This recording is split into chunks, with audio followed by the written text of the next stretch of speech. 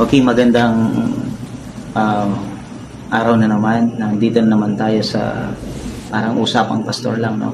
Nakikita niyo ba yung video clip na yon na kung paano gunawin ng Diyos yung buong mundo sa pamamagitan ng tubig?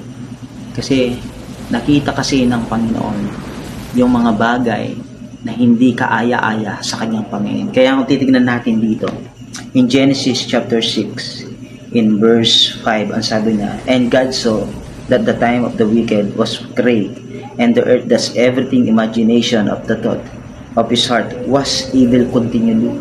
Kumbaga, ipinapakita dito nung panahon ni Noah na yung tao pasama ng pasama kung bakit ginunaw ng Panginoon yung mundo sa pamamagitan ng tubig. Nakakatakot, di ba?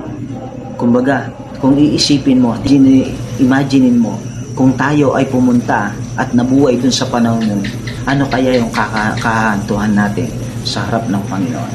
Ngayon, kapwa ko mga kapatid, ipinapakita lang dito, nung panahon ni Noah, kung yung tao pasama ng pasama at merong judgment na ginagawa yung Panginoon, same din sa atin na meron ding gagawin na na judgment ng Panginoon sa panahon natin ngayon. Kasi kung titingnan natin ngayon, yung panahon natin, pasama na rin ang pasama.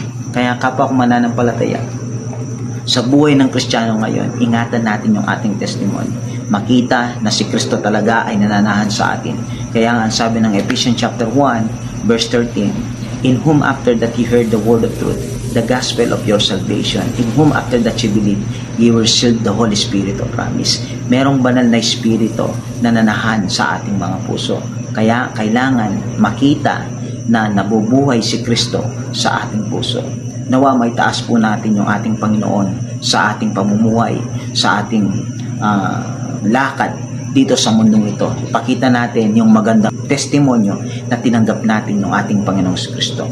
Yun lamang po. To God be the glory.